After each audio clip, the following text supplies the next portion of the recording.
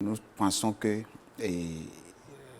pour les agglomérations, il faut déjà commencer par prévoir des infrastructures d'assainissement qui sont adaptées. N'est-ce pas, à notre contexte.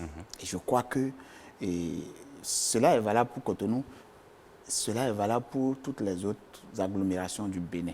Et donc l'État doit être vraiment regardant sur, n'est-ce pas, les dimensionnements de ces infrastructures de manière à ce qu'elles soient adaptées au contexte du point de vue de leur résilience à la survenue des pluies et aussi continuer l'effort d'aménagement que nous appelons depuis toujours, parce qu'il faut dire à ce niveau, nous avons raté déjà à la base les types d'aménagement adaptés et répartir les zones habitables.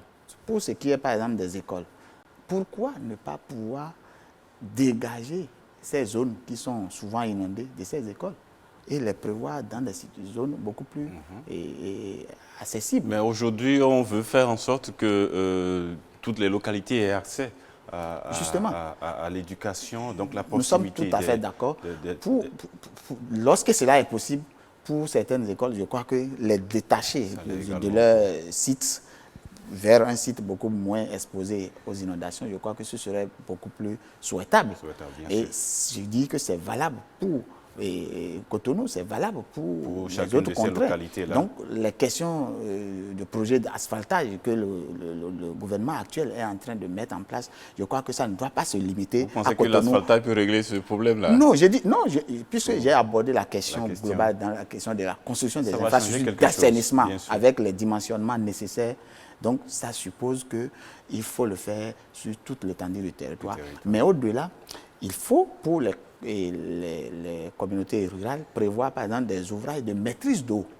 Lorsque vous pensez que l'eau est une ressource dont on doit jouir... Qui est d'ailleurs très mal gérée. Très mal gérée, justement.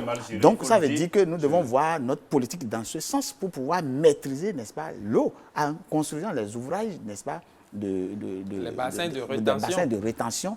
Cela peut être fait pour nous servir doublement. D'abord, éviter, n'est-ce pas, ces inondations, mais aussi prévoir les cultures de contre-saison. Et cela, moi, je pense qu'il faut, c'est des actions que nous devons pouvoir encourager. Et le gouvernement doit pouvoir mettre les moyens pour ça.